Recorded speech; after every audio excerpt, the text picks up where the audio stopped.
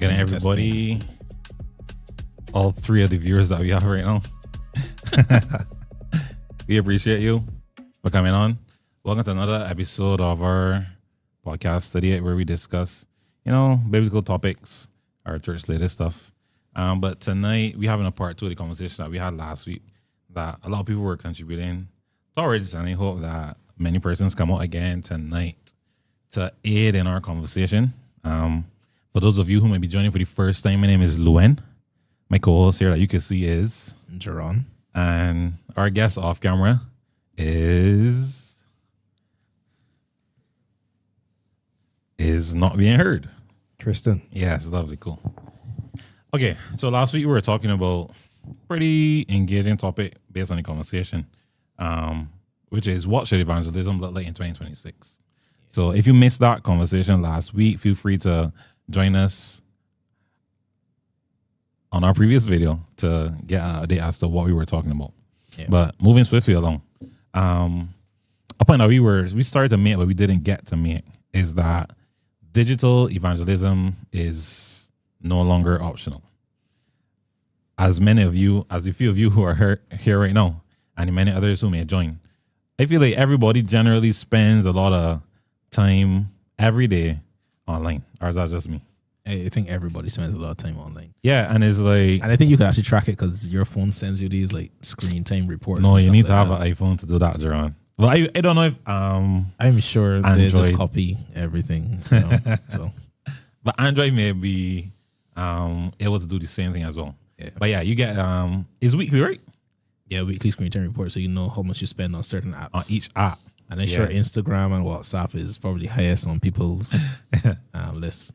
That's very interesting. So then we could literally track the amount of time that we spend on our devices, and specifically the amount of time that we spend on each particular app. Yeah. Yeah. And I'm sure for everybody, I don't know, I can't remember mine's probably like 3, 4, 5 hours a day. Yeah. I think it is almost like 2 hours. 2?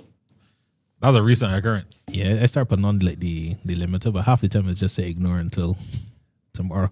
Wait, you that too, Tristan? You got a limit on yours? Yeah, they got a limit on Instagram. Yeah. 15 minutes. What do you mean? I've only 15 minutes done. They say ignore for the rest of the day. Wait, meaning that you're limited to only utilizing Instagram for 15 minutes a day? Yeah, it shuts down the app, yeah. I never set it up. Yeah, it is grow the app. Mine is YouTube. Most of my times be on YouTube. Oh. Okay. But with that said, that's a general good example to showcase that we spend a lot of time on our devices, especially online, and utilizing social media in particular. Yep. Right? And seeing that just like us and most other people, we utilize our devices so regularly to do whatever we choose to do with it online. The church should be placing content or using it as an avenue to evangelize, seeing that so much time is spent there, right? So that means then that we agree with the fact that churches should have social media presence, whether that be on WhatsApp, Facebook, YouTube, Instagram. The TikTok little shaky for me. Yeah, that's already a thing for me. But as a general consensus, yeah, and I think churches have recognized. I think people go in that direction almost every couple of weeks. You're seeing in a church on Instagram posting something. Okay. I think one of the popular ones might have been 6 Roads. 6 Roads. Yeah, that's what I was thinking about, 6 Roads. So with that said then, and moving on swiftly from the conversation we had last week, do we genuinely think that someone could be won to Christ through social media? Not a rhetorical question. Yes. Yes, just yes. Yeah. You believe that? Jerron? All right. Hypothetically, you're not Adventist, right? I assume you may have heard about God. As a Bajan, you would have heard something about God, man. Right? But I don't really want to go the Adventist route. Yeah. But just general being Christian. You don't know, it's like some people be down, like depressed, all these sort of things, and somebody might have posted a clip of a sermon, and that could have been it for them. You genuinely believe that? That could be a turning point in their life, yeah. Actually, there's a guy, there's a song that CC Winers is sing. Okay, come Jesus, come. Yeah. But I realized that she is not the person who actually wrote the song. Mm-hmm. Which is happening with a lot of songs. This white guy who was on drugs. Mm-hmm. I can't remember his name. And his IG, and I think his TikTok as well, but I don't have TikTok. But his IG, he just posts some very short clips, either him singing a song or just giving a testimony. Because his testimony is actually pretty powerful. Mm-hmm. And people have given their hearts to Christ based on the man just giving his story. Yeah. And also following his songs and stuff. People actually comment and think.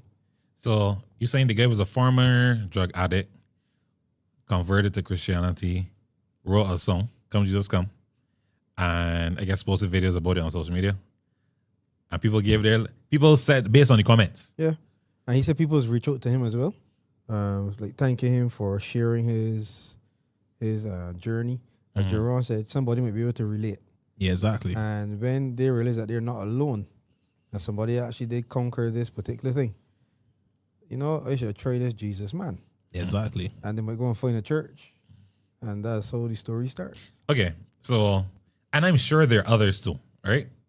Examples of persons utilizing social media as a means of sharing Jesus, and as a result, persons give their hearts to the Lord.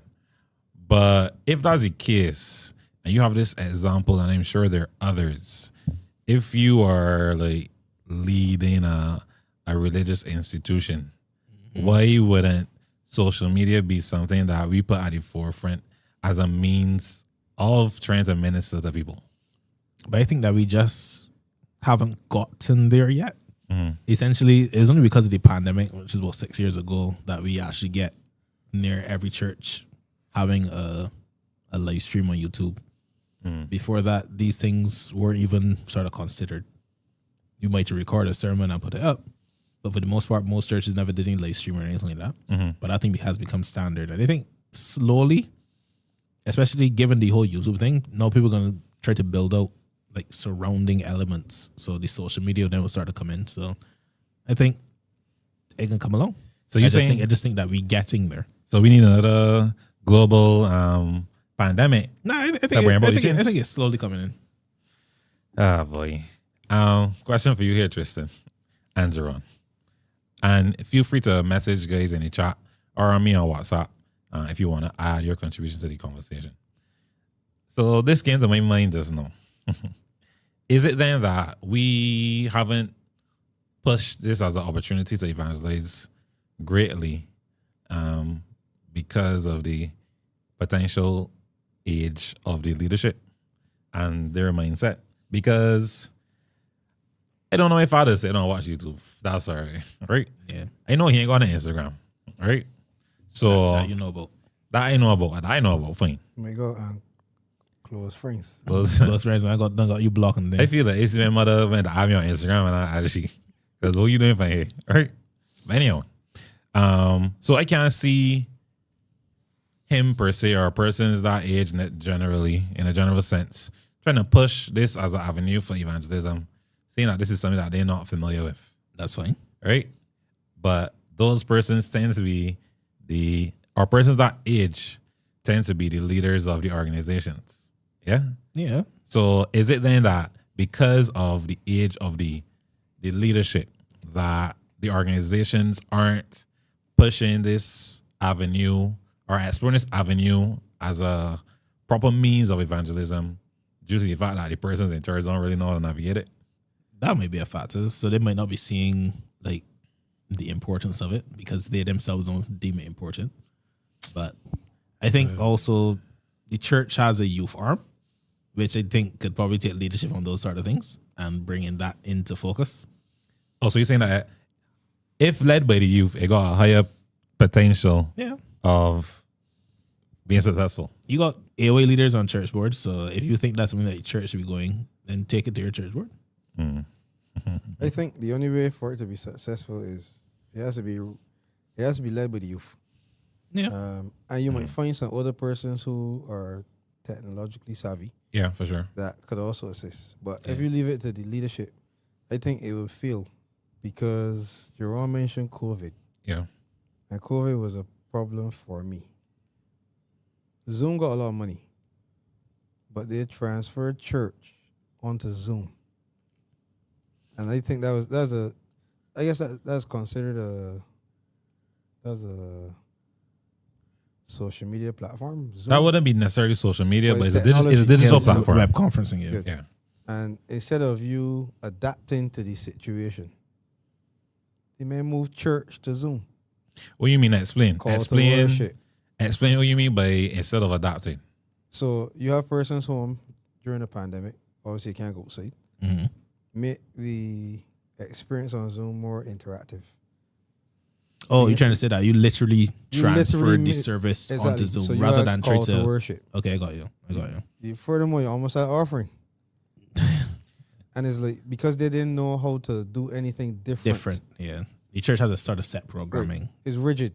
So if you leave social media to these leaders here, it's not going to work. Okay, I take your point. Because Because they might just be posting the call to worship on Instagram. Okay. So we established in here now that in order for this to succeed, it needs to be youth led. Yes, The youth have to be heavily involved. I would say that. Because you will that still have older persons. but I guess we are the principal consumers and users of this thing. Mhm. So I would say we'd have to be involved in some way. Okay. I just started And I'm saying we loosely because I get them that age group. I just started the pot slightly, right? Okay, so in order for this to succeed, the youth need to be involved. However, you have people leading the organization. Shouldn't they be trying to explore the avenues to bring about whatever they consider as success for their organization? Yes and no. I would say if it's not on their radar, it's simply not on their radar. I would say the problem is then there needs to be more representation than at the organizational level for youth, which I guess should really come through the youth leader. Okay. That's interesting. That's interesting. Okay. Okay, fine. I'll give that. I'll give you that. Pushing ahead a little bit, but back to a point that Tristan made. The example that he gave of the guy who would have been a drug addict and I guess changed his life around and posted about it on social media.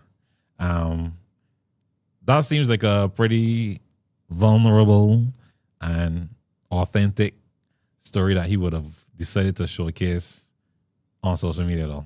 I feel like TMI, to be honest. Or I feel like a lot to be sharing, no? But, yes, it's a lot. And I think it takes like some level of bravery to share. Yeah. But I remember there was Pastor. He gave like a whole like presentation at AOA sometime just talking about sharing our own personal testimony and ways that can convince somebody that Jesus might be the answer to their problems. Mm. So I don't think is TMI. I mean, you don't share everything. He made the point like don't glorify the past. So don't sit on there talking about I used to do this and I used to do that and then labeling out everything, and then just come at the end. But I met Jesus and my life has changed. He said no, like you mentioned that, but also mention the journey that you took towards God. All right, so if I give more insight, it's like, okay, he would have done interviews, obviously. Yeah. But the clips would be more like, I wrote the song, Come Jesus Come. That's how he would start. Mm. And then he would give the reason why he got to that point. So he gives his experience with the addiction, that kind of thing, and this is why he wrote the song. Yeah. So then he posted a clip of the song. Mm-hmm. And then CC Winans heard the song, the clip. And then she did her own spin-off of the song. So he said he didn't expect a clip of something that he wrote that was personal to him to go so far. Yeah. And because of her version and other people's version, people are actually coming to Christ because of the song. Mm. So those are the types of clips that he posts, and it's be like, if we just had to share a short summary of an experience we had, it could be impactful. We don't know who's listening. We don't know who is impacting.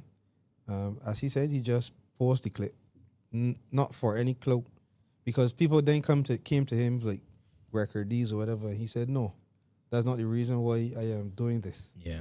His thing is more, quote unquote, if you use this word, evangelizing the people. I would say that it probably got success because I feel like people appreciate authenticity these days over perfection. Yeah.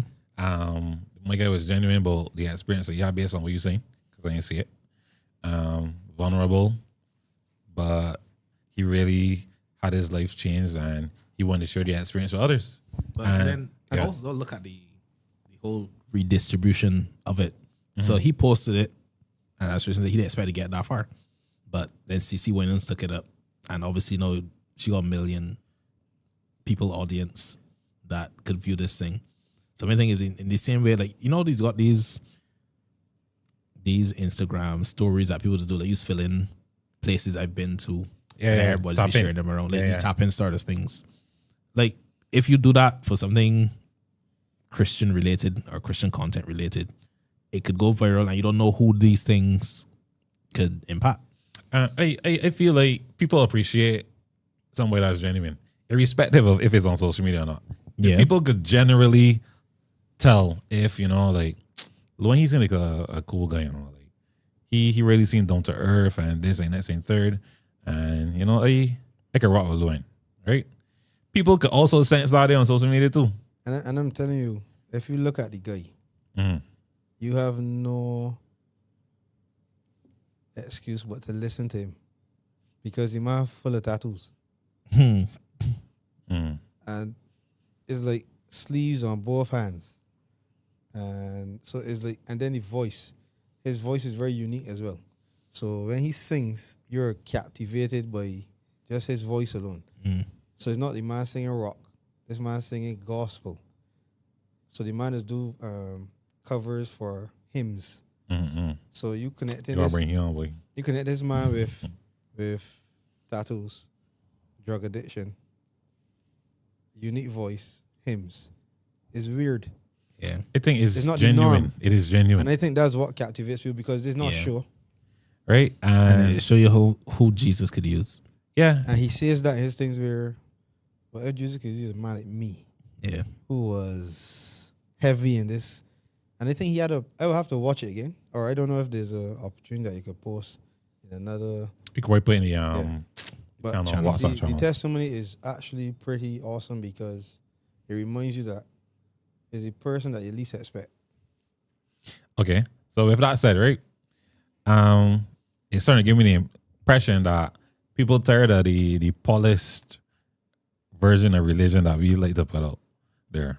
I think people genuinely appreciate persons who have been transformed. Yeah.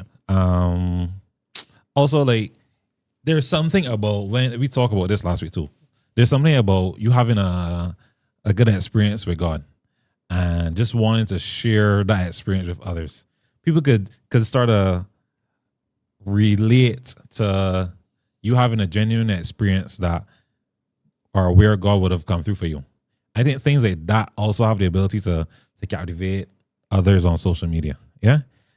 Somebody who was really down and out and had a breakthrough when they least expected it, and as a result made a total transformation in their life. And I think like things like that should be what we are focusing on when we looking to use social media as a means of evangelism. Authenticity over perfection. Yeah, there are times in the Bible where Jesus told people, go and tell others, essentially. So it's about us sharing our own experiences. Yeah. So with that said then, and this question for you guys in the chat as well. What do you think reaches more people today? A really nice, well put together sermon or a genuine testimony? I would say genuine testimony. Richard, you don't let me pass off reach? Or Pastor Morgan? This is a trick question. What about you, Tristan? Genuine testimony or powerful sermon? What do you think reaches more people? I mean, it goes hand in hand, but I would say the testimony. Both of them have the place. Yeah. But I would say a genuine testimony. There's only so much you could do in a sermon. Yeah. What do you mean? All 2 hours? That 2 hours, big man? Yeah, but you could tell me you could tell me about the Bible. Yeah. But the whole point of the Bible is for it to have an impact on your life. I want to hear about the impact. Growing up, I've heard somebody say the greatest testimony you could give somebody is your life. Yeah. So I didn't want to hear. Sorry, not that I don't want to hear, but I've heard the Lazarus story, the Job story enough. We exhausting stories. You want to hear the Jerome I wanna hear story? what happened to you? Yeah. And I don't think we don't ever really give the personal element.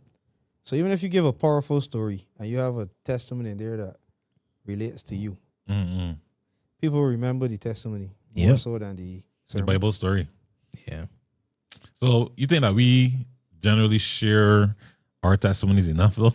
If that's the case, if you feel that one, that you got a greater opportunity to impact somebody if you tell a personal testimony versus a sermon or a story from the Bible, do you think that with that said, we share our testimonies enough to try and impact people?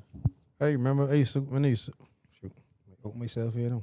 You might, so When talk careful. When I used to attend Wednesday night service Please. more often than I normally do now. Uh, Persons will come to me and say they just look forward to my stories. Don't want to hear your They don't business. call it testimonies, call it stories. Don't want to hear your business, man. And even if I had to preach a sermon or whatever, I will always incorporate as experience I had. And I remember a time, I think the last sermon I preached, I actually had a sermon prepared and I started it, but I didn't finish with it. I finished with a testimony experience I went through.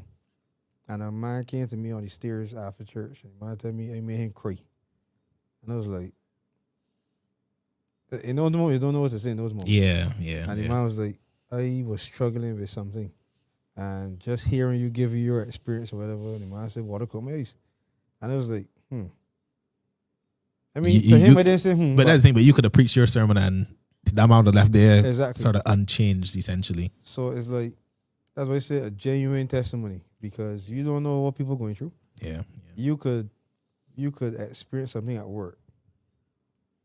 And the way how you dealt with a colleague or a co-worker or whatever, somebody else in the congregation is actually going through a worse situation, but because of how you dealt with it, they're encouraged to keep on fighting. Yeah.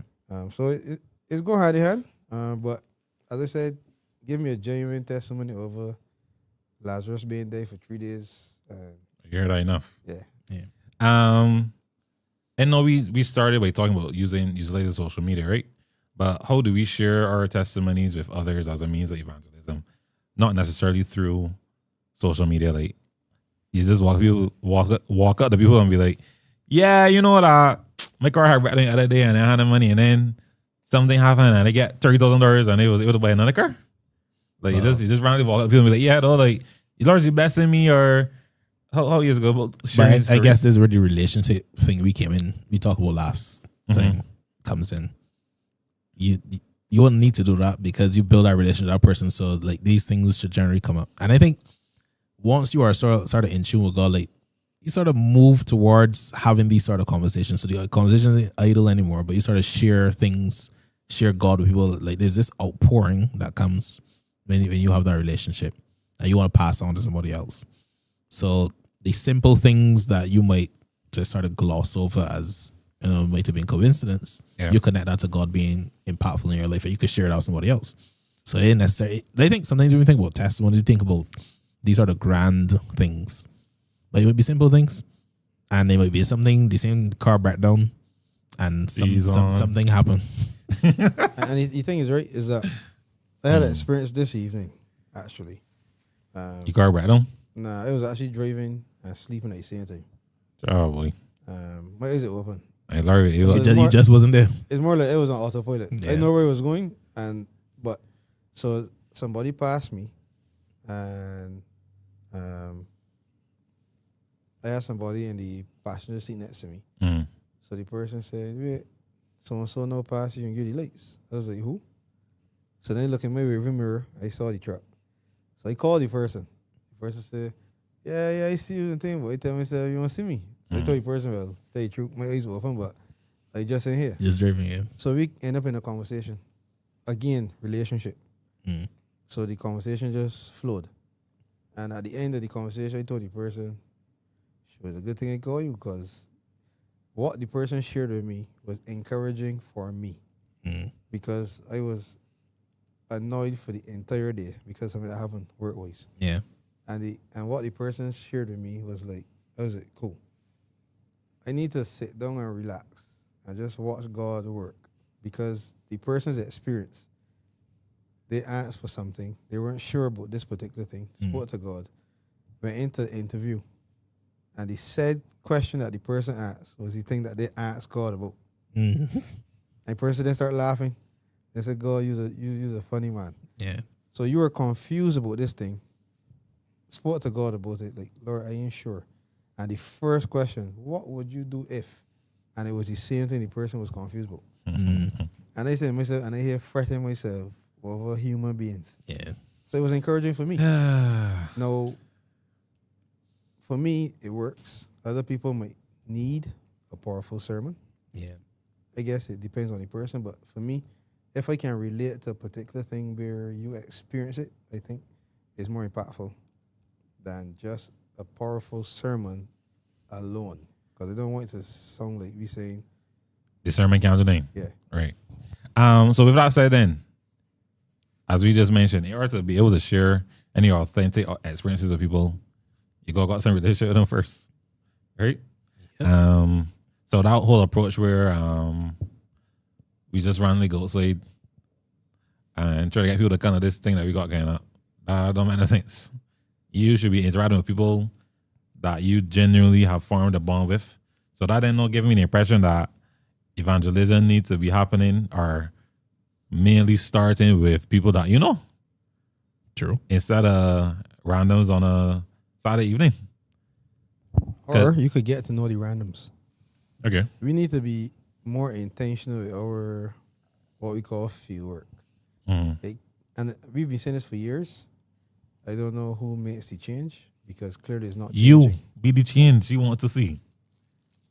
Huh? Okay. But from a corporate standpoint, we have to be more intentional with our going into the community. It can be, as we always say, only when crusades coming up. We need to be more active in the community because then when you build those friendships, it's easier. It's not rocket science, you know, but for some strange reason, you know. But again, it be the change that you want to see. Okay, be more active in the community. That's the point that came out there for me. So, John, if you could read Matthew 5:16.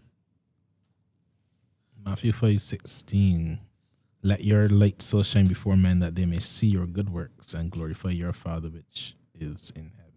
So, if he was active in the community and the community was able to, quote unquote, see our good works, we would then stand a greater chance of being able to evangelize to these people and get them to tune into a relationship with God. Yeah. Boy. It seemed pretty simple, no? You know, something that just crossed my mind. Uh-huh. If we had to do this correctly, you wouldn't need crusades. This was this. Like Field just work. being that light. Just being genuinely. You wouldn't need crusades? Yeah. You will be able to draw persons to God without that. So that's true. All right, so you know about the school coming out, right? I've had this idea. I'm not sure if I'm going to be able to implement it this time around at this point in time.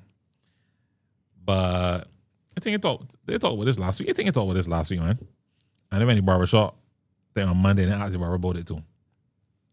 So about the school coming up, you know, haircuts and pencils and bikes and whatever else. There's be a hot commodity during that time period, just before school start. And I was thinking, and I mentioned this last week, about organizing something where we could like set it in the car park at the church. And just got a whole side barbers there.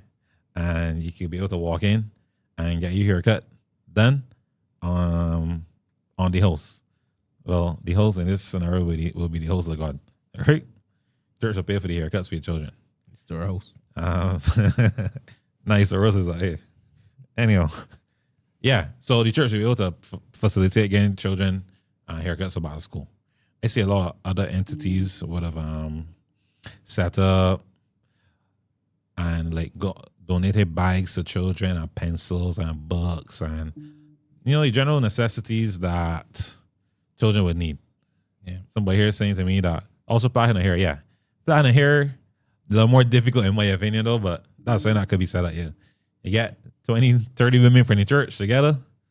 Hopefully they can plait hair and some girls could get organized and we could spend a day plaiting some hair with children, for children, right? I feel like things like that is a great opportunity to utilize a service as a means of evangelism in the community, right?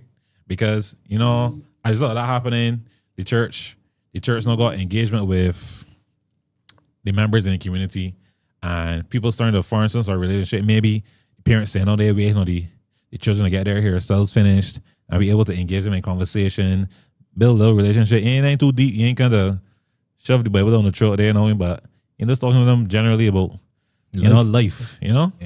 and then eventually, over time, maybe you got some other initiative, or maybe you could get help from the members of the community to do something else that you want to do, and that's a great opportunity to build relationship through service, right? And then as a result of that, you could utilize that service now as a means of evangelizing the people, right?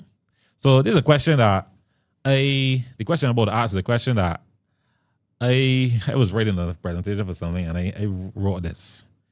And the question is, if your church disappeared tomorrow, would your community notice? And I mean the fact that the church shut up and it quiet there Saturday morning, because nobody in there singing or the organ ain't playing. If your church disappeared tomorrow, would the community notice? And instead of asking your church for the guys in the chat, and for us here, if the church had disappeared tomorrow, do you think the community would notice? Yes. I would say yes, actually. Right? As you said, you said the church. Man, I talked to a lot of people that are like not Adventists, and especially in terms of like disaster and stuff like that, or persons that had like maybe the house had a fire and all these sort of things. They were like, the Adventists always be like the first on the ground, helping and this thing and that thing. And I was like, so the people do notice the things that we do. So I would say, yeah, the community would notice in some cases. Mm-hmm. I mean, on an individual church level, it might be different. The response would be different.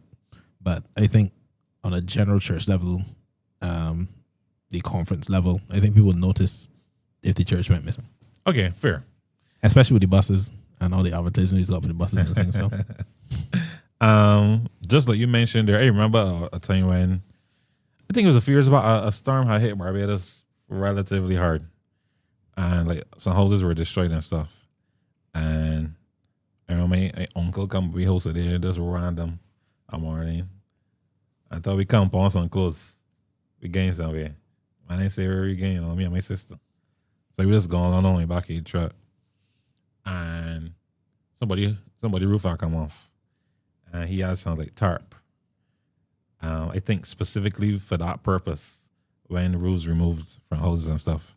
oh well, That we went to go and cover the roof for this person's house. that's evangelism in action, though. Yeah, no, people's good church, No, You people's good church, no question answer. Is that? Like, it was so bad that ultimately the government had to like rebuild the house. But I mean, today is the stern, tomorrow we out there, right? And I outside in my clothes there trying to get this roof covered for these people, because I mean, that could be one of the worst things to happen to you though. Like, you host ain't got no covering, you can't go and sit down there and be dry, because just because the storm going on don't mean that no rain ain't gonna fall. Like, yeah. So then I could see that opportunities like that are a great way to evangelize, and I guess as you said, Jerome, the church seemingly does do those things. Yeah. I guess the community may miss it. Just sitting respond though. If the church had to disappear tomorrow, you think the community will miss it? I know. It depends on the Particular church. yeah, and how active they are in the community. My question is, we focus on the church, but if the compound that we all know how to close No, that's different. That's a different conversation altogether. Yeah, in my opinion. That's a part 3. Um, I got something to say, but that might stir. but Jaleesa here is telling me, that she mentioned that we could also facilitate platinum here. I believe so because, honestly speaking, because of where I work, I see on a daily basis the amount of talent that females have in terms of plaiting hair. So you might not actually need a woman. Mean some younger persons. Yeah, got some girls that are actually really good. They're girls that I know who actually do this as a job. Yeah. They go to school, but they're so good at plaiting hair that they just do it at home as a job. Yeah, the hard part for me is, as I talked to my barber, how we can get you to come outside and cut hair for me when that's your peak season, right? Yeah. Taking food, emote. Yeah, exactly. Not hard.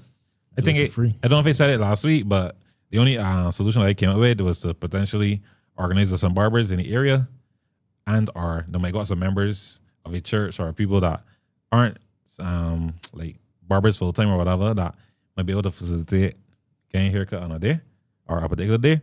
But probably the church organizing to get some gift certificates for some barbershops. Yeah.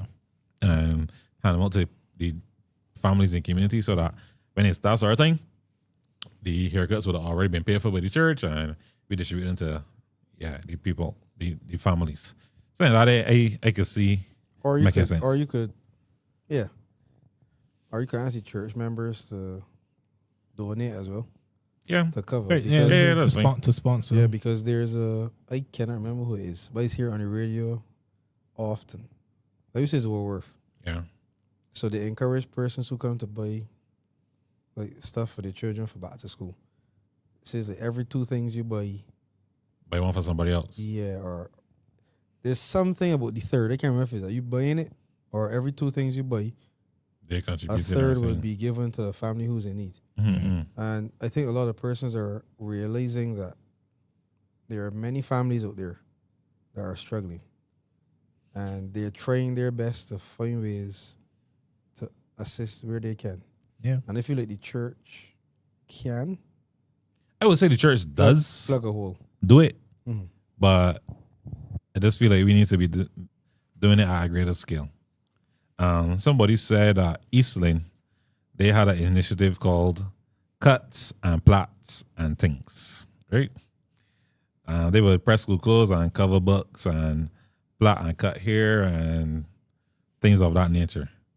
Nice. Like, I think that initiatives like that, especially around the back to school time period, probably primarily the start of a new school year, which is in September, would be ideal for initiatives of that nature. But yeah, good stuff from Eastland. With that said, as we push forward, so that's an opportunity that the members could get on and jump on and use as a opportunity to evangelize. But it feels as though to me that the members feel as though evangelism is mostly for the pastors or evangelists. That's generally the case, or that's just my opinion. I guess it might be the case because when you look at the numbers as go to field work, they think is just not them. So not really for we, more or less.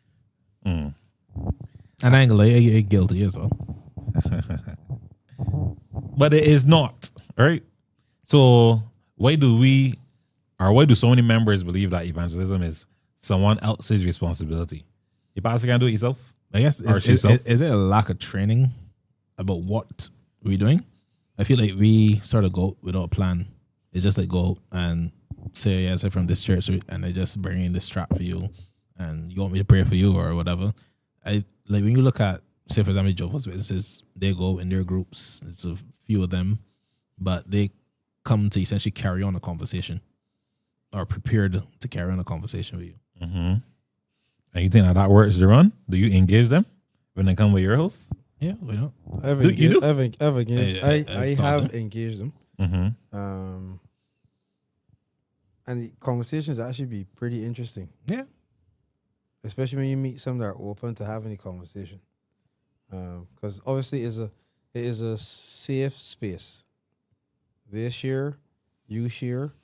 Nobody's trying to. I mean, their motive might be to, Yeah. but they don't start with that. Yeah, this start as the question, just get you thinking. And it's like sometimes the conversations are going longer than you actually plan for them to go. Because they're sharing their thing, you sharing their thing. Especially sometimes it's mentioned early or maybe a bit late and say, You got Venice? Yeah. And sometimes the stance changes. But when you say late, it's too late for them to leave because we have been having a very good conversation. Yeah, so where are you going to start now? You Because can't start though. yeah, so I feel like people don't come, we host some more. because they know that as a pastor. Yeah. Yeah. But I have engaged with them once, right? I can't make Bible outside and thing. We had a conversation. But that's mainly because I feel bad. Like, Adventists go outside and do that too, right? People don't engage with them. So I was like, child, boy, I ain't want to be one of people to them. So they go outside the time I went and talk. But realistically, though, them is coming on Saturday morning, right? Yeah. It could be a Sunday morning. It don't make a difference to me.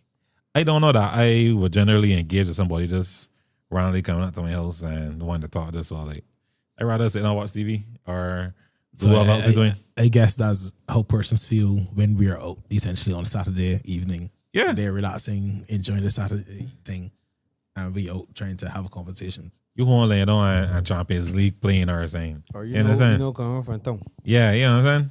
You trying to eat some food and watch some buy you TV. stuff and But you know. to go back to You your cooking. question, I think why some of the members might be reluctant is a level of shame. Because you know deep down inside, we only do this because crusade can. And you know that when you go, that's what people can say. So why am I going to put myself in that situation when I know what the answer can be? Somebody here said, you put it up. Keely said she don't engage them. So she don't feel when people do it to she. Fair enough. I don't know, man. Priorities wrong. I feel like that's not a good approach. That's an approach that I want. I want to wake coming to my house, like, man, I want doing whatever I doing. I really and truly don't want to come outside to talk to you. Yeah. Like, the reason why when people turn at your house is generally ask them to call you first or let them know that you coming, you know? So you can organize yourself. I get you. I don't know that randomly coming to somebody's house and saying, hey, we from this church and, you know, you just want to do this and the next and the third, and I don't want to. So why do we expect that people can just be receptive because we have Venice outside? So you're thinking that the method then needs to change? For sure. I think it's a level of hypocrisy though. Why? I think so. Why? We want to do it, but we don't want people to do it to me. No, hear what? I don't think we should do it. No, yeah, that's his So point. what do you think we should do? What should it be replaced with? Okay. Social media evangelism.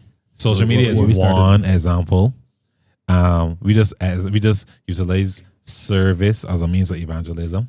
So whether that be organizing haircuts and thing and hair plats, saying that it's back to school time, Or just general community projects. yeah, you know, or having general things that engages the community, not necessarily to tell them, you know, we trying to baptize you and we want you to come to the church and become a member, but as you say, Jerron, general community projects could be a means of evangelizing. I want to give some way examples though, because I try and make anything happen, right? Sure. In fact, I will share some. I write down a few ideas and I try and get these here happening at our church. So one of them is we had like pool aerobics, right? So the church got gives that old people and thing. And I got an aunt that I know that she's do pool aerobics or anything. Because of the water and the resistance has helped with the joints and stuff, but is being not as what's called high impact, I think. Okay. So that's a little opportunity there. You can invite the old girls outside a day during the week and use as a means of evangelism. We organizing a bus to come for you. You just meet me at church. We can carry you to the location. You probably got a fee involved for the pool rental or whatever. And Or you just do it at the beach. yeah, at the beach. Furthermore, interesting, he was there when I was talking to somebody last week about doing it, and they said they could do it at the beach. And that's people like them things, man. Or what's I And then you end the day with a devotion, end the session with devotion. no, you don't have to. You don't have to. That's the thing. Because you in the community. You understand? You could pray. You could pray before you start. Just make sure you're praying for the safety of everybody and et cetera, et cetera. Know that you say so, right? Let that happen. Know that you say so.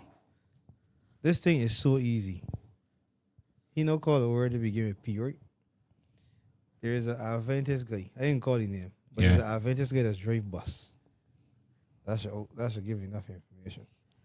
And he drives the bus to the workplace, to the place that I work at. Mm.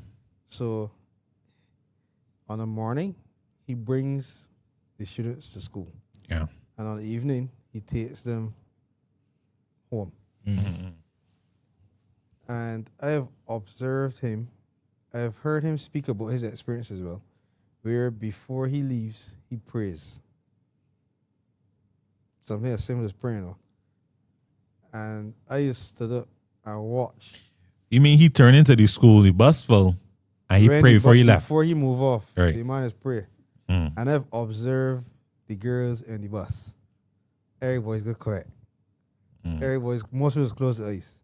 To the point where he will come to the school before school finishes and he will sit down on a bench in the auditorium. And girls is coming, man. Call the man, man, what I get for you bust out this kind of time and I see you. The man said, because I was at Eagle Hall. Me that then get left. And the interaction between him and the girls, right? I used to be amazed. And sometimes he might say, you want to pray? And the girl can say yes, and she can pray for the bus. I'm like, please, man, let's stay hard. That was Yeah. nice. That was interesting. That was really nice. I tell you this, when I watch how they interact with him, and all he's doing is just being himself. And not sure he put on, you know. This is something that he's done consistently. So every time they know when they get on the bus, before he move off, he pray. I guarantee you, If he forget, yeah, they call your name, you're a prayer. And I've heard, I think he did it purposely, you know. And I've heard a girl say, yeah, you're a prayer. And he said, you want prayer? And she can rattle off she little thing because she ain't too sure what she's saying, but experience of listening to him, exactly. she following. Yeah. Hey man, evangelism don't gotta be a Bible study. Like, my man got them children, they a lot no, right? Just by simply praying before he moves. Yep. Like it don't know where we got this real difficult. Like another one of the ideas was what was another thing I had no? Oh, like a Sunday evening farmers market sort of like. But I don't think the word is farmers market. Maybe farmers market. So the members could come out and the members as met be it stuff and all that, be it goods and things, they can have them there. But we're not necessarily selling it. We just making it available for people to have. Right? So you sweet bag get bread, get big, the breadfruit juice get met. You see my met, I think. Right? But you know, you make good stuff that people will want. Yeah. You invite the community outside. You share with them, engage with them. Probably do some activities while there, play some games, sing some karaoke, and just form a bond with these people. We ain't trying to choke them with the Bible, right? Yeah. By creating that relationship with them, you got a greater chance now of being able to communicate with them and invite them to church for a special day or whatever, and interact and engage with them because you would have done something with the people. You know, we have a lot of avenues that we could utilize. I remember back in the day when cricket was a thing. No shit. But back in the day when cricket was a thing. It was part of the tournament was that every team should have X amount of. You mean when church cricket was a thing? Yeah, sorry, when church cricket was a thing. Mm-hmm. You had to have. I thought you could have the West Indies just like, you know. No, you could have X amount of non-Adventists on the team. Yeah. Obviously, only two could play at a time, whatever. And the team that I would play for, we had a few of them. They would come to practice and everything. When we had games, they would come. They understood the rules or whatever, and they follow the rules. And I remember a time a game was playing, and a guy he got out, but he didn't agree. So he started to get upset and thing, and he started using some language. And it wasn't the Adventist guys that told him, hey, man, stop that there. It was the non-Adventist guys. Stop disrespecting people, man. The thing, and I mean, the man standing up for the principles of the tournament. Yeah. And that was a means of witnessing to them. Sometimes you have a situation where after a game or before a game, you hold hands in a circle and you pray. And the man will close the eyes. Yeah. We had a situation in this same room here when some people come and visit, just walking here and sat down, listen. And when we finish, we pray. And when my eyes shut, and when we done with my amen, and it's like, and that in itself was, I guess, an experience for him. Yeah. To the point where he felt like what was happening was actually making sense. He was actually interested. To this day, that he just shook me, The man to send messages and things to see if I good. Just because we you got his number? Nah, but I need to get it. Okay. Because he's a chef. Yeah, I know. I remember the guy. Yeah. And I just want to explain this here for the people that are listening. This thing easy, We had this thing in here. My man sat down here. My man like what happened. I end up at a restaurant that he's working at. I didn't even know he was working. And when I was leaving, the person brought an ice cream thing for me and said compliments to the chef. I like, compliment chef. And the man come out. I say, yeah, whole things. What he do. I was like, seriously? Like, I felt really good because that connection there, Yeah, because we come in here at night to record something, and we just had a random conversation, man. It wasn't necessarily about church, we just talking about life. Yeah. And we ain't know that with this man. We just the first thing. We just talking, man. He was straight up, he's big friends, and he did say that he appreciated the interaction and stuff. Like it and it just had to be genuine. It wasn't leading to anything specific. It was just a conversation. And I just want to say that my man could cook. I just want to say. I dropped the restaurant. So my question then is that what you would say something that the average member could do this week to share Christ? You had a comment. Oh yeah, we had a comment from Alu. Yeah. Which I guess is connected to the question you just answered as well. He says, I remember they had some initiative in church, total membership involvement, but I'm wondering who should be responsible for the motivating every member to do his or her own evangelism. Good question. But I guess based on the thing you sent me earlier today from what Paul sent, it should be then the personal ministry council essentially. Bro, churches ain't got that coordinates that. Churches ain't got that. Sounds like that's the answer there. I feel people need to have a relationship with Lord. Wait, what do you think that's the answer? Jesus is always the answer. There's only so much okay. If you're talking about personal evangelism, I don't think the person ministry leader. No, but you create this initiative called Total Membership Involvement. I think then there should be some guidance as to what you're looking for members to do and how they should carry out these things. As a corporate body. Yes. Oh, okay. Yeah. Okay. That was the point. Yeah. Because I remember during COVID, I had a COVID czar. The president was that, right? Yeah. No, he wasn't COVID czar. It was somebody else. He was the Minister of Health, but somebody was on him. I had a COVID czar, so this man used to deal with everything related to COVID and how you should approach certain situations, et cetera, because that was the issue at the time. So based on what Alu said, we need a evangelism czar, right? To be in charge of. That's the personal ministries leader. Well, fine, to be in charge of all the things. When you say leader, you mean the conference one or you mean the individual churches? Both. They should start at the top and trickle down. So put plans in place, whether it be like a monthly plan to say, all right, guys, this month we're looking at evangelism through healthy living. So maybe you're talking to your co-workers and telling them, well, we eat this particular thing and, eating vegetables is healthy and that's and third. And, the Bible wants you to have a plant-based diet, etc. And that could be your means of evangelism. Well, working with the theme of healthy living. Yeah, I just want to use this time to pick up a friend of mine that on Zoom. I mean, not talk about Zoom, on YouTube. So I guess that's my evangelism there. Your friend is though you don't eat certain things at work. That sounds like a yeah. No. We actually have interesting conversations. But yeah, I think I could see the value in what is being said in terms of the person ministries leader, because you're in that position for a reason, and I think sometimes people might need a little jump start. Because as Jerome said, we are taking for granted that people know what to do. Yeah. We got 2 comments in the chat. I guess people now wake up and are commenting. So, comment coming in from Lisa. She says, total membership involvement won't work because it's essentially a personal choice. There must be a natural love for soul winning. I don't know if I agree with you, Lisa, but I hear you.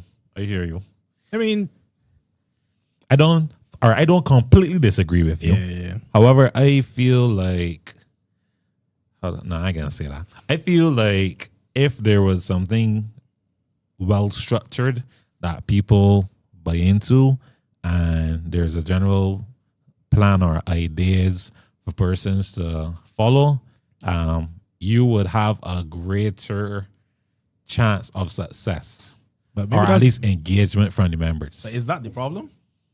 Maybe people feel too much that it's supposed to be this structured thing when, as we are having this conversation, it's supposed to be personal. It's supposed to be relationship building, and we don't look at that. We're looking more at the structured approach. So we're going out in the field, we're carrying these magazines, and we're knocking on doors.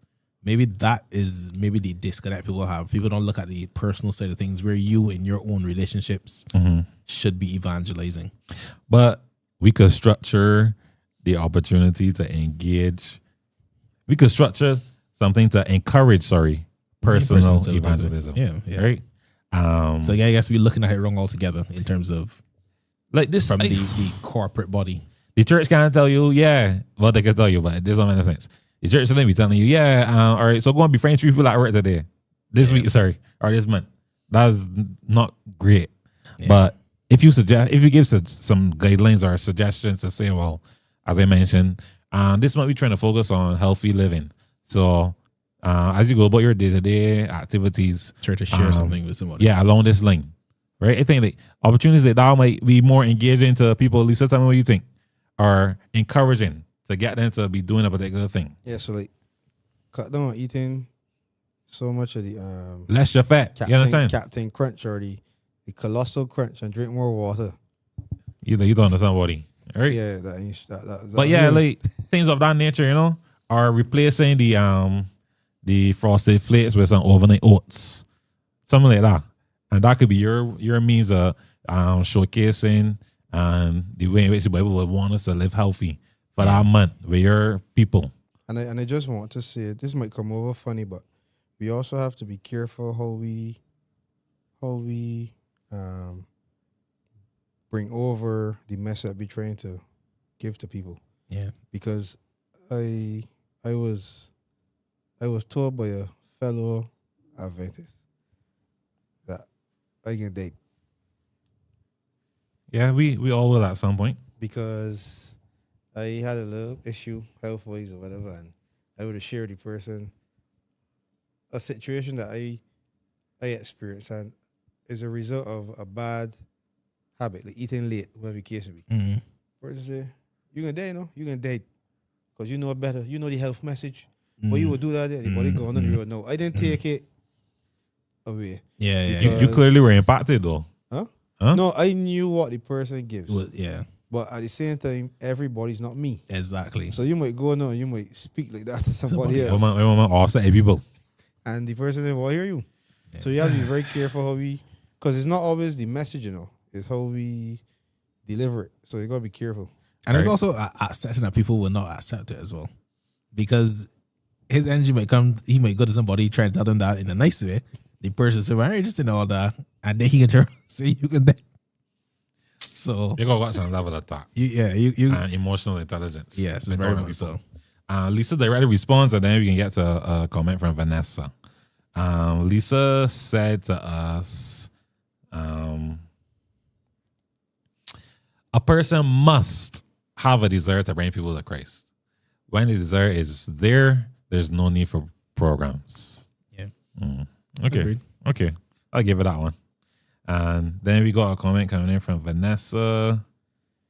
She says, I believe relationship building is an important part of evangelism. When I go out into the community evangelizing, I seek to get to know who actually answer. So those that she actually respond from her knocking, she tries to get to know them, Okay, more so personally as opposed to just so when she goes As out a and people number. do come out, do respond to her going outside. they're not just a number. Yeah, Essentially, not just a host. Yeah, that's somebody that she generally tries to Form a build relationship. relationship with and That's increase good. interaction. Yeah.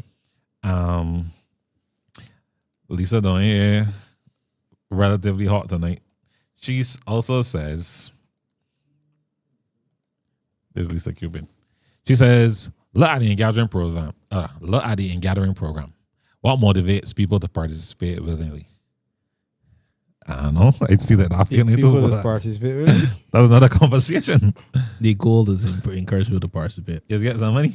Yeah, because it's got a goal No, to reach. the church has got a goal, so and then people. the church is, if you surpass the goal, then Yeah, you fair. get some acknowledgement or something. Fair I enough. remember when in gathering was a thing though. When it was in Adventures, we used to gladly do that, and people used to give money because He was young. people in uniforms.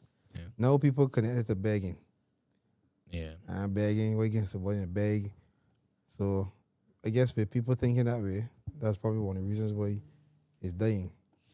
I know, but I would say that it seems to be that we need to produce more disciples at the churches in order to engage in proper evangelism. It don't seem like people really locked into thinking that, you know what, this is my responsibility as a member to try and engage and build relationships with others so that we could in turn share Jesus with them. So it goes back to something we were saying, especially what Lisa said. So Yeah. a person must have a desire to bring people to Christ. Yeah. So it goes back to that thing where you said that, like you need to have that personal experience with God first to want to bring people. We made the point about the Apple something. Yeah. Right. Right. Last week. You want to encourage people to buy this product. The same way you want to encourage people to take Jesus as their savior. You have to have that experience first before you share with others. And it's true, just to reiterate that point. If we find out that, like a store selling something really cheap and is something that we consider to be valuable, that's something that you can want to share with other people so that they get the opportunity to also get access to the same thing. Exactly. Generally, that approach should be taken when we are sharing Jesus. We should have had a particular interaction with him and as a result want to share Jesus with others. But it's seeming to me that we may not be having those interactions with him, and as a result, don't feel the need to go there and share him. And I think that maybe in order to improve on our evangelism, we may need to deal with some things internally first before we go outside and try to bring in others. But motivating the members, Yeah, helping them to create that relationship. I mean, that comes down to the person as well. But I think that's where we need to start. But yeah, like it's very interesting for true though. So the next point out here was that young people must be empowered, right? Young people should be leading Bible studies and producing media and serving communities and sharing their faith and using their gifts in ministry. Agreed. But I don't know that this is a young people thing. I don't know that the issue is necessarily young people. Young people may be a part of the issue, but I'm not sure that that's the case. I think we need to empower the members on the whole to want to do things. And by doing so, you engage members and then they're able to engage others. Exactly. I feel like one of the biggest things that has been coming out in the conversation, both this week and last week, that and the point that was made multiple times, which is that people need to go a relationship with Jesus to want to engage with others. It's something that you need to be internally motivated for the most part to then be able to go outside and evangelize. Externally. Yeah. So it starts internally. And I think that if we had to formulate well, Lisa said programs don't work. But if we had to do something to aid are encouraged. I don't see saying programs don't work. I think your thing is you need to deal with the people first. Fair. Well, if we did something that we could get our members to be, empowered or motivated to do more, Then I feel like we we make would a stand a real greater change. chance Yep. when it comes time for evangelism. Yeah. And that whole approach of, we got this thing kind of in 2 months' time, so we want to start getting outside now and knocking on doors and sharing this and the next and the third. That would be saying that unnecessary. Yeah. Because the members would also want to do this thing all the time. Another point that I think that came up behind the scenes last week that I just remembered is that church gonna be saying that you want to invite people to the. I think that may be a part 3. That's a whole other that's a whole other can of worms there. Like if just like we mentioned, if this thing is good, Jerome, I want you to know about it. Yeah. I want you to come and experience out there too. I know you're gonna have a good time. I know you're gonna like it. So I want you to be there. Yeah. I can sit here. I don't think that's what the experiences be. And as a result, it's hard for me, Luen, to want to invite people to this thing that I can't guarantee that can be good. And for me, that's hindering my evangelism for sure. Because I think I got the ability to get people outside, like if I had to invite somebody, they will come. But you don't know who you're bringing them to. But my reputation matter to me. Yeah, but somebody came last week on the influencer And they didn't want them to come. and I I actually like the behind the scenes thing because people can't see me. But it's like I agree, and I think that's where my mind went to when Lisa made her point yeah. in terms of like dealing with home first. That's where my mind went. Not that that's what she was saying, because it's one thing to share and to evangelize to people, Mm-hmm. but if you build a relationship with somebody, most of the time they're going to follow you, Yeah. and when they follow you, they say first impression counts. And the person comes into this thing. And the thing is, with us, it can go one or two ways. Because crusades, for me, gave a false sense of reality sometimes. Because persons come into the music and the drums and all And the kind of dynamic preaching and things. everything. Yeah, and the emotional experience. Yeah. And when the 6 weeks finish, they walk into Dre, Yeah. Eclipse. that the drums cover them. Nobody ain't playing them. And I think that's why sometimes people have to have a relationship for themselves. Yeah. You don't come in because of nobody, because if you do that, chances All are set. you ain't gonna stay. Yeah, see. I was thinking about this. I was thinking about this week as well. But wait, so I mean, it's probably a good thing when we have the evangelistic series within the churches. So now you getting to see what you get. You're Nah, saying, well- saying what reality is. No, Exactly. I would say that's only if the evangelistic series comprises of the church in and of itself. When you combine it a district and the next and third, you get the best musicians, the best singers to come and aid in these service. Fair enough. So that's still a false sense of what is to come. Fair enough. For me, I was thinking about it in this manner. Generally, if you know that people coming over to your house for lunch, your house getting clean though.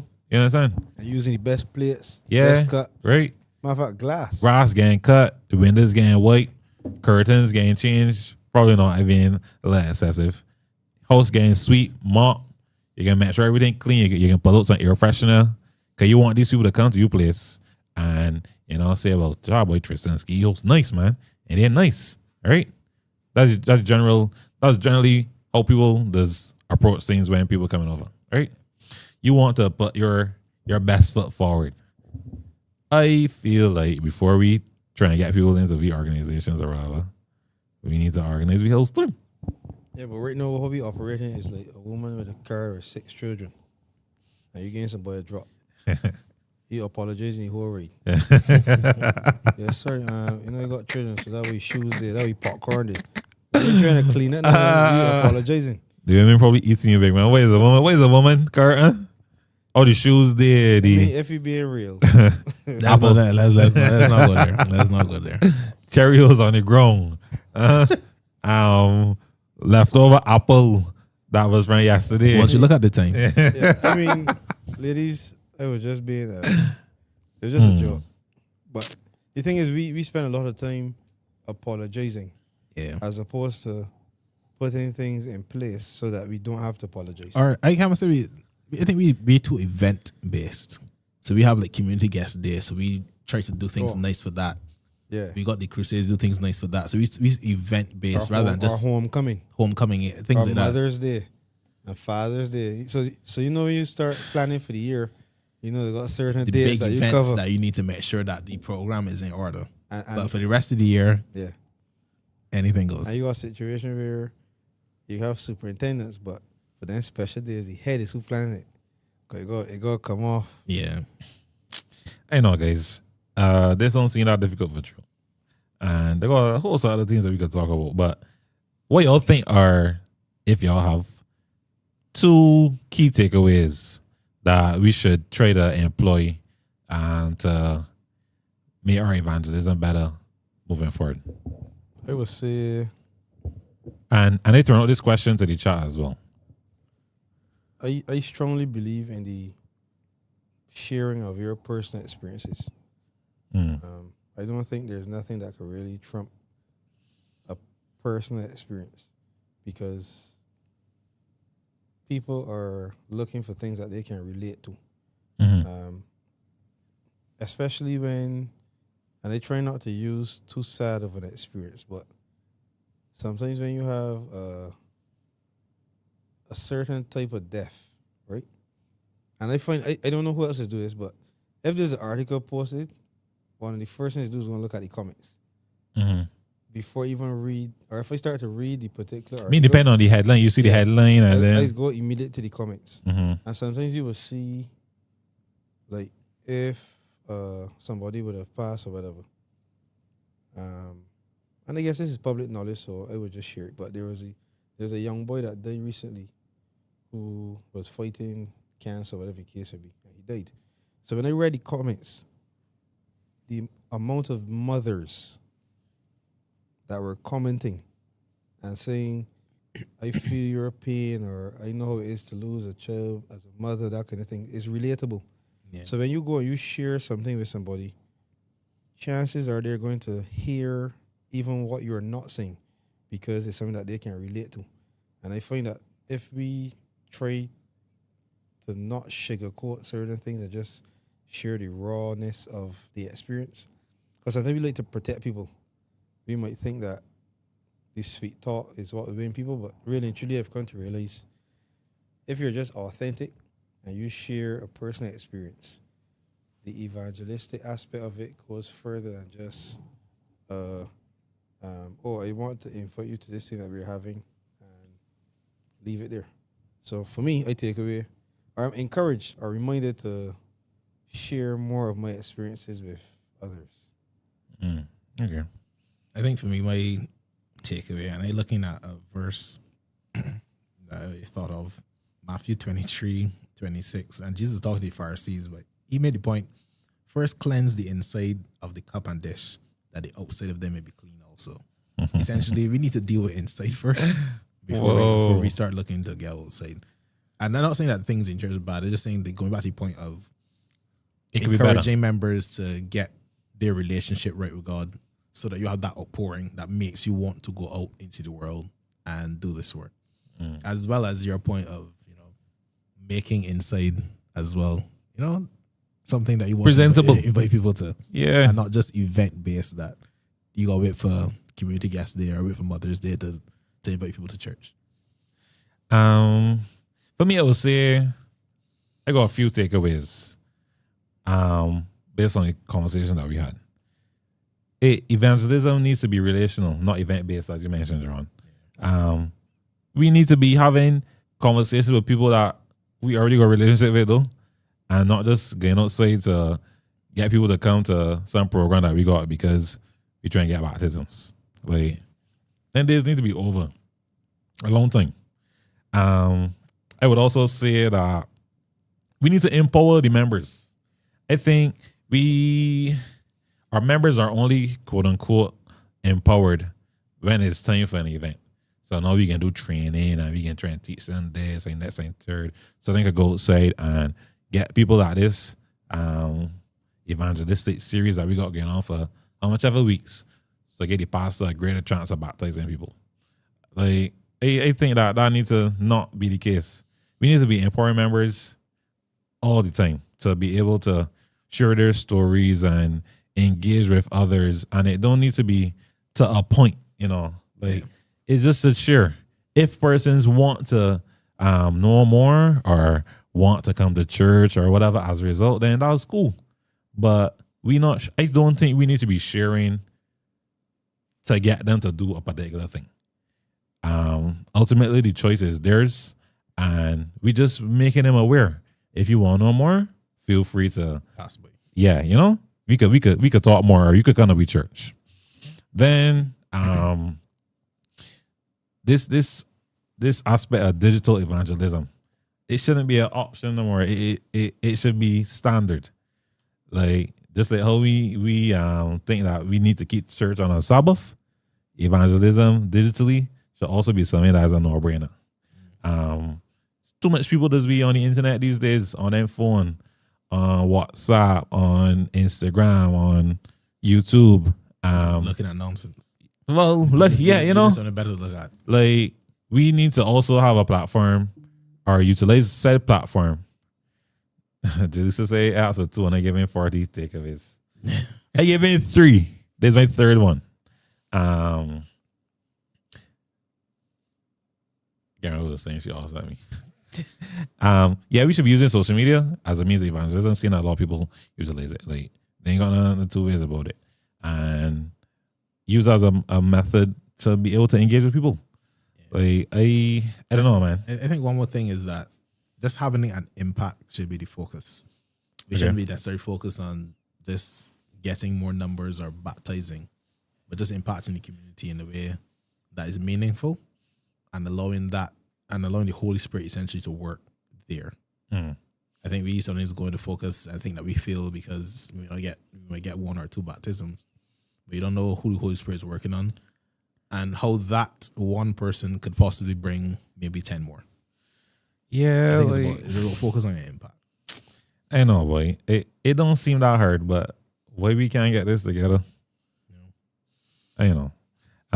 But I hope that you guys watching here tonight would have gained something from our conversation tonight. I really would like to implore you to, try to take something from the conversations that we had and try to implement it at your churches, because there's a problem that we have for a little while now, and for some reason it's just not changing. But thanks for coming on again tonight. Drawing bedtime approaching again, so we will wrap up the conversation now. We have prayer to start, Jerome. We did it. Tristan, prayer to close. Yeah. Before the bus move. All right, let us pray. Father in heaven, we thank you for an opportunity where we could see the ending of another day and the beginning of another Sabbath. We thank you for the opportunity also to come together again another week and discuss a topic that is important for the success of your church and your mission.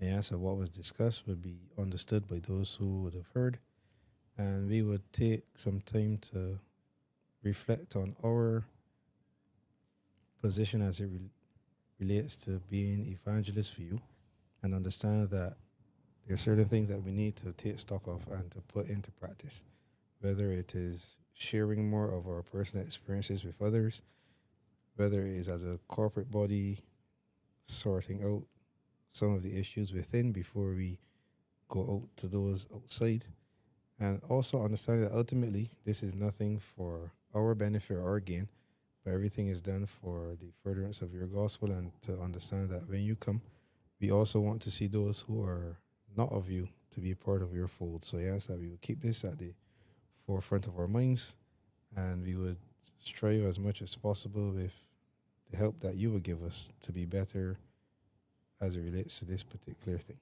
I ask that you take us our several homes in peace and in safety, and if it's your will, you'll allow us to see another Sabbath where we could go to church and fellowship with each other. This is my prayer in Jesus' name. Amen. Amen. Amen. My prayer along, boy. Here, I gotta pray tomorrow at church. You wanna do it for me instead? You gotta do benediction. But yeah, guys, thanks for coming on. I just sent a link to our WhatsApp channel in the chat so that for those of you who may be interested in joining our future conversations, you could just check in there to see when next we're having one. We're trying to get a proper schedule going so that you will know that we're having conversations at these particular times, live streams. But as we work on that, just bear with us. But feel free to join us in the WhatsApp channel that I just sent in the YouTube chat so that you can be aware as to when our next live stream would be. Yeah. But thanks a lot, and I hope that you would have gained something from our conversation. As we would have said last week, feel free to share the link with at least one of your friends. Evangelize. Yeah, evangelize. Don't let the good conversation go to waste. Learn something and implement it. Share with one of your friends. If you haven't already, subscribe so that you'll be on top of our next post or our next live stream. But thanks for coming in, and we hope you guys have a good night. Until next time, bye.